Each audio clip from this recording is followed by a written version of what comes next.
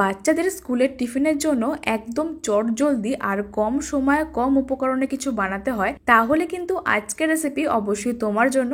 কোনো রকম আটা ময়দা মাখা বা বেলার ঝামেলা ছাড়াই আজকের রেসিপি তোমাদের সঙ্গে খুব সহজে শেয়ার করার চেষ্টা করেছি।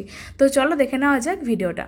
তো আজকের টিফিন রেসিপিটা শুরু করার জন্য সবার প্রথম এখানে একটা ছোট মিক্সিং বোল নিয়েছিলাম। মিক্সিং বোলের মধ্যে নিচ্ছি মেজারিং কাপ মেপে 1 কাপ ময়দা। তোমরা পরিমাণটা যেরকম করতে চাও সেই মতন বাড়াতে বা কমাতে পারবে। তো আমি এখানে যেহেতু একদম অল্প করেই করব, তার জন্য এখানে 1 কাপ ময়দা নিয়েছিলাম। এবার দিচ্ছি স্বাদ মতো নুন, সামান্য গোলমরিচের গুঁড়ো, সমস্ত শুকনো উপকরণগুলোকে খুব ভালো করে মিশিয়ে নিচ্ছি। আর তারপরে এর মধ্যে একদম অল্প অল্প করে জলটাকে দিয়ে একটা ঘন ব্যাটার বানাতে হবে।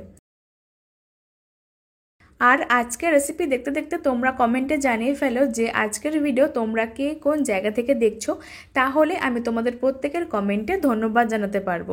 আর আমার আজকের রেসিপিটা ফেসবুক পেজ থেকে দেখলে ফুডিমিতা পেজটিকে ফলো করে দিও।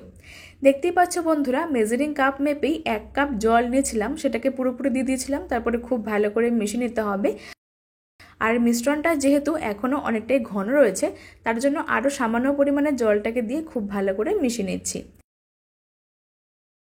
আমার এখানে এরকম ব্যাটার বানাতে এখানে মেজারিং কাপ মেপে 1.5 কাপ মতন জল লেগেছিল। তো আমি এখানে ঠিক এরকমই একটা ঘন কনসিস্টেন্সির ব্যাটার বানিয়ে নিয়েছিলাম। খুব একটা বেশি পাতলাও হবে না, আবার একেবারে গাঢ়ও হবে না।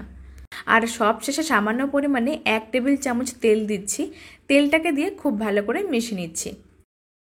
আমাদের এখানে ব্যাটার একদম রেডি হয়ে গেছে। এবার অন্যদিকে একটা ছোট বাটির মধ্যে একটা ডিম ভেঙে নিচ্ছি। পরিমাণটা তোমরা যেরকম করবে সেই মতন কিন্তু ডিমের পরিমাণটা নিয়ে নেবে। তো প্রথমে আমি এখানে একটা ডিম ভেঙে নিয়েছিলাম, পরে আরও একটা ডিম ভেঙে নেব। আর অন্যদিকে একটা ছোট বাটির মধ্যে নিয়েছিলাম 1 টেবিল চামচ টমেটো সস, আর নিচ্ছি 1 টেবিল চামচ মেয়োনিজ। আর মেয়োনিজটা কিন্তু খুব একটা বেশি দেওয়ার দরকার নেই, একটু টমেটো সস আর মেয়োনিজটাকে দিয়ে খুব ভালো করে একসঙ্গে মিশিয়ে নিতে হবে। তোমাদের বাড়িতে যদি মেয়োনিজ না থাকে তাহলে মেয়োনিজটাকে স্কিপ করতে পারো। তো দেখতেই পাচ্ছ দুটো সস খুব ভালো করে মিশিয়ে নিয়েছিলাম। এবার টিফিনটাকে বানিয়ে নেওয়ার জন্য গ্যাস ওভেনে একটা ফ্রাইং প্যান বসিয়ে নিয়েছিলাম। ফ্রাই প্যানটাকে খুব ভালো করে গরম করে তারপর দিচ্ছি 1 থেকে 2 ফোঁটা সাদা তেল। তেলের পরিমাণটাও কিন্তু খুব একটা বেশি দেব না, অল্প করে তেলটাকে দিয়ে খুব ভালো করে ব্রাশ করে নিয়েছিলাম। এবার যে ময়দার ব্যাটারটাকে আমরা আগে থেকে বানিয়ে রেখেছিলাম তার থেকে 2 হাতা ব্যাটার দিয়ে দিচ্ছি, আর আস্তে করে খুব সাবধানে ছড়িয়ে দেব। গ্যাসের ফ্লেমটাকে একদম মিডিয়ামে করে দিয়েছিলাম, তারপরে ব্যাটারটাকে দিয়ে খুব ভালো করে ছড়িয়ে দিয়েছি।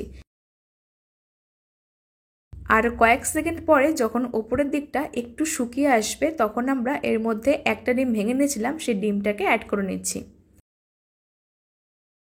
তো এখানে একটা টিফিনের জন্য একটা ডিম ভেঙে নিয়েছিলাম, তারপরে সামান্য পরিমাণে একটুখানি নুন দিচ্ছি। তারপরে নুনটার সঙ্গে ডিমটাকে খুব ভালো করে মিশিয়ে চারদিকটা খুব ভালো করে ছড়িয়ে দিতে হবে।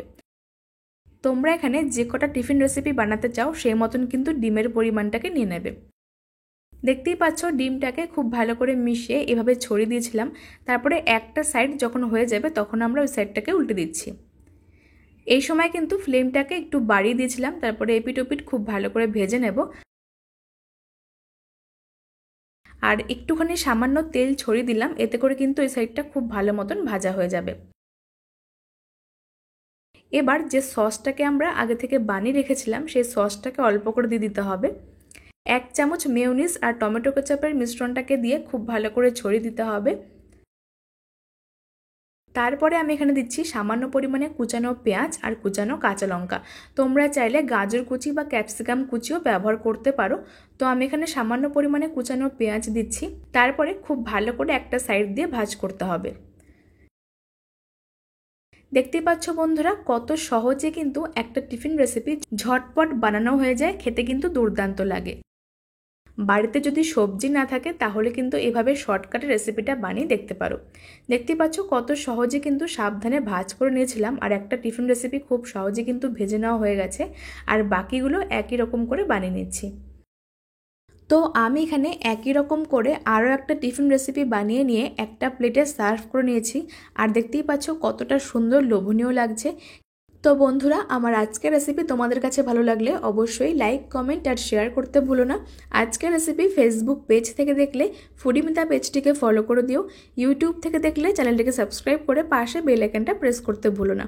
তো চলো, আজকের মতন এখানেই বিদায় নিচ্ছি। তোমরা সকলে খুব ভালো থেকো। ধন্যবাদ।